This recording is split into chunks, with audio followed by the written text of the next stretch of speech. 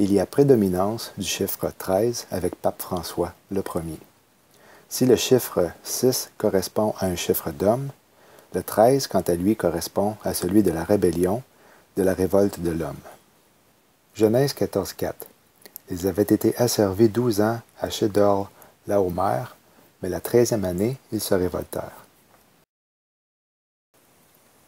Sous la direction de Salomon, le temple de Jérusalem a pris 7 ans à bâtir, tandis qu'il a pris 13 ans pour sa propre maison.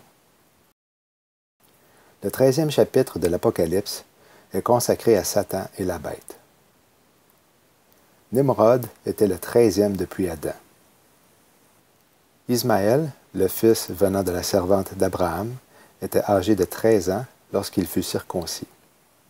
C'est le 13 du mois de mai, juin, juillet, septembre et octobre 1917 que la Vierge Marie serait apparue à 3 bergers dans les Landes du village de Fatima au Portugal. Le pape Jean-Paul II, grièvement blessé par balle sur la place Saint-Pierre à Rome le 13 mai 1981, attribua sa survie à l'intervention de Marie lors de sa fête liturgique de Notre-Dame de Fatima. Même la 13e lettre de l'alphabet hébreu est la 13e lettre du mot « met » qui signifie « mort ». Le 13 suit le nombre 12, symbolisant accomplissement et cycle achevé.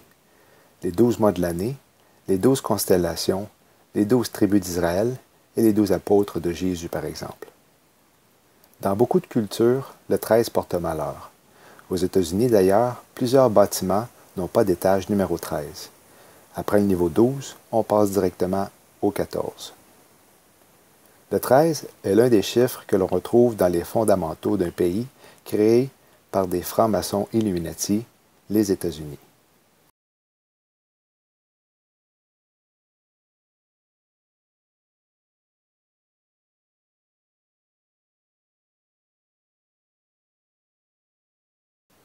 Le 11 février 2013, le jour de la démission de Benoît XVI, une foudre s'abattait sur la croix au sommet du dôme de Saint-Pierre. Et peu de temps après, un autre éclair surgissait sur la coupole.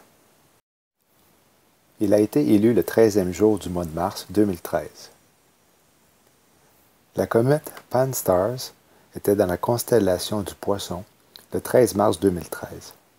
À la même occasion, il y avait une lune vide ou, selon les Illuminati, une lune morte. Depuis le milieu jusqu'à la fin des années 90, nous sommes sortis de l'âge du Poisson, qui est aussi vu comme l'âge de la chrétienté, pour entrer dans celle de la Balance, qui est, quant à elle, reconnue pour être l'âge de l'occultisme ou du jugement. Selon l'alignement des planètes, le 13 mars 2013, lorsque Pape François a été élu, le ciel nous annonçait la mort de l'Église et la naissance du nouvel âge. Cela concorde avec les prophéties du livre de l'Apocalypse, alors que l'âge de l'Église se termine et monte au ciel au chapitre 4, versets 1 et 2. Elle y reste tout le temps des tribulations jusqu'au retour de Jésus avec les saints sur terre pendant la bataille d'Armageddon. C'est la fin de l'Antéchrist et du faux prophète avec son système religieux. Continuons avec le chiffre 13 et Pape François. La fumée blanche apparaissait à 7h06 ou encore 6h66. Quelques heures plus tard, un étrange nuage envahit le ciel de la Floride. Il apparaissait au balcon de la place Saint-Pierre à 8h13. Il accédait à la papauté à 76 ans.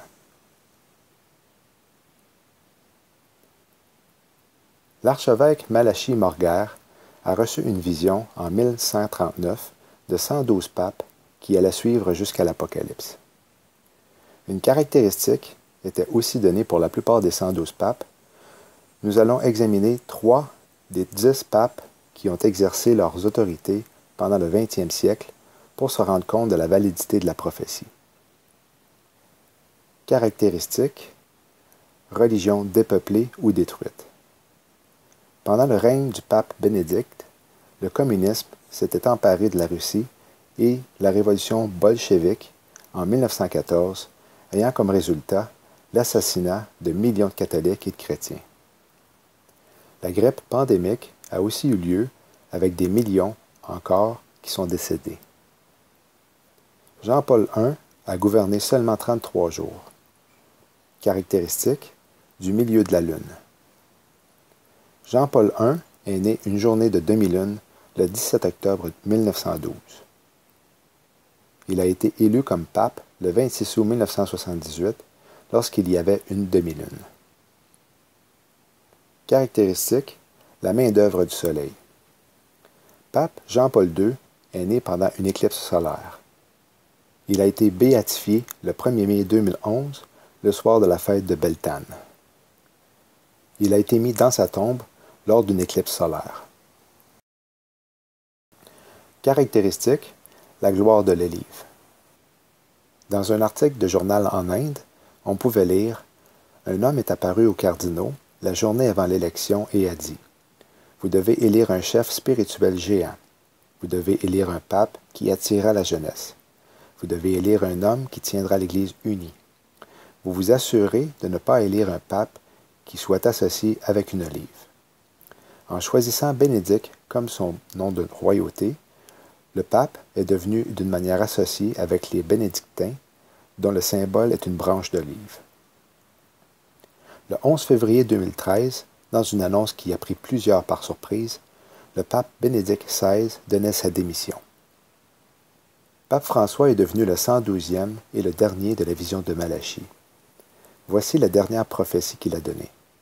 Pendant l'extrême persécution de la Sainte Église catholique, voici sera assis Pierre le Romain, qui va paître ses brebis dans plusieurs tribulations, et quand ces choses seront terminées, la ville des 7 montagnes sera détruite, et le terrible juge va juger son peuple.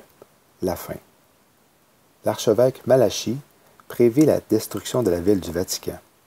Apocalypse 18, 15 à 19 nous indique la destruction de Babylone la Grande, qui est assise sur 7 montagnes.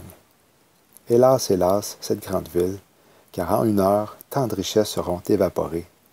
Et ils s'écriaient, quand ils virent la fumée de son embrasement, car en 1 heure, elle a été dévastée. La prophétie semble venir de Dieu et pourrait avoir été donnée à quelqu'un qui, personne ne le sait, pourrait ne pas avoir été sauvé.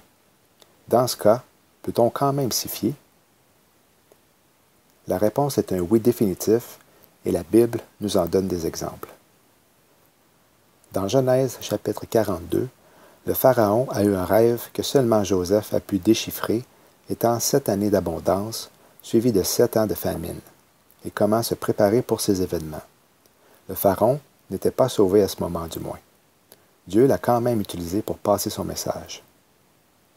Dans Daniel chapitre 2, Nebuchadnezzar, roi de Babylone, a eu un rêve d'une énorme statue faite d'or, d'argent, d'airain, de fer mélangé avec l'argile. Aucun magicien, astrologue, sorcier ou chaldéen n'a pu révéler ce que le rêve signifiait, sauf le prophète Daniel. À ce moment, le roi n'était pas sauvé, mais Dieu s'en est servi pour annoncer 5 périodes, des centenaires plus tard. George Mario Bergoglio est également le premier pape à prendre le nom de François, nom choisi en souvenir de Saint François d'Assise, dont le nom original était Giovanni, mais a été changé plus tard pour Francisco di Pietro di Bernardone, un nom qui se traduit littéralement Pierre de Rome. La prophétie de l'archevêque Malachie Morguer mentionne que ce 112e pape serait italien. Pape François Ier est de descendance italienne. Pape François a nommé Pietro Parolin, qui veut aussi dire Pierre le Romain, comme nouveau secrétaire de l'État du Vatican.